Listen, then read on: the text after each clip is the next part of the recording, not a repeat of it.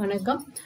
இப்போ நம்ம பார்க்க போறது என்ன அப்படின்னா, ஒரு செக் புக் ரெக்வெஸ்ட். இப்போ வந்து பார்த்தீங்க அப்படின்னா, நம்மளோட நீடுக்கு வந்துட்டு செக் புக் அப்படிங்கிறது ரொம்பவுமே அவசியமான ஒண்ணு தான்.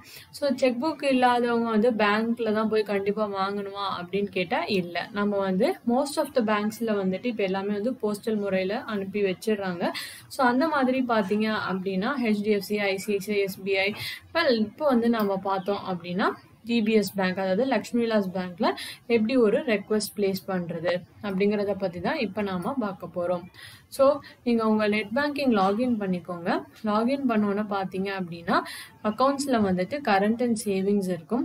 அதுல பார்த்தீங்க அப்படின்னா செக் புக் ரெக்வெஸ்ட் அப்படிங்கிற ஆப்ஷன் இருக்கும். அதை வந்துட்டு கிளிக் பண்ணிக்கோங்க. கிளிக் பண்ணீங்க அப்படின்னா உங்களோட அக்கௌண்ட் வரும், உங்களோட சேவிங்ஸ் அக்கௌண்ட். அங்க வந்துட்டு ப்ரொசீட் கொடுத்துருங்க.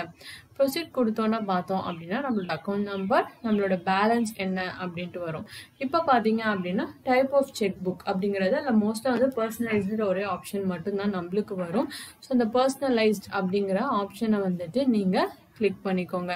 இங்கே பார்த்தீங்க அப்படின்னா செக் புக் டெலிவரி, அதாவது ஃபர்ஸ்ட் டெலிவரி வந்துட்டு நீங்கள் ஆர்டர் பிளேஸ் பண்ணதுக்கு அப்புறம் 5 ஒர்க்கிங் டேஸில் அவங்க வந்து உங்களுக்கு டெலிவர் பண்ணுறதுக்கு அட்டம் பண்ணுவாங்க அப்படிங்கிற மாதிரி மெசேஜ் வந்து இங்கே உங்களுக்கு கொடுத்துருப்பாங்க.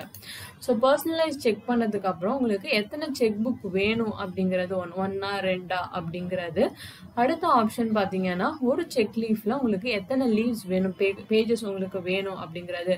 ஸோ உங்களுக்கு 25 வேணும்னா நீங்கள் 25 சூஸ் பண்ணிக்கலாம். இல்லை 50 வேணும்னா நீங்கள் வந்துட்டு 50 சூஸ் பண்ணிக்கலாம். ஸோ சூஸ் பண்ணிட்டு பார்த்தீங்க அப்படின்னா உங்களோட அட்ரஸ் வந்துட்டு நீங்கள் சரியா இருக்கான்னு பார்த்துக்கோங்க. இதில் இருக்கிறது வந்துட்டு பார்த்தீங்க அப்படின்னா உங்களோட நீங்கள் ஏற்கனவே பேங்க்ல கொடுத்துருக்கான ரெஜிஸ்டர்ட் அட்ரஸ். இல்லை அப்படின்னா நீங்கள் அதை சேஞ்ச் பண்ணிட்டு நீங்கள் வந்து சப்மிட் கொடுத்துடலாம். ஸோ சப்மிட் கொடுத்து பார்த்தீங்க அப்படின்னா 5 டேஸில் உங்களுக்கு வந்து உங்களோட புக் வந்து உங்கள் கைக்கு வந்துடும். அதாவது அட்ரஸ் வந்து கரெக்டாக இருந்துச்சு அப்படின்னா, எந்த இஷ்யூவும் இல்லை அப்படின்னா 5 டேஸில் உங்களுக்கு வந்து புக் வந்து உங்கள் வீட்டுக்கு வந்துடும். இந்த வீடியோ உங்களுக்கு பிடிச்சிருந்ததுன்னா வீடியோக்கு லைக் பண்ணுங்கள், சேனலுக்கு மறக்காமல் சப்ஸ்கிரைப் பண்ணுங்கள். நன்றி, வணக்கம்.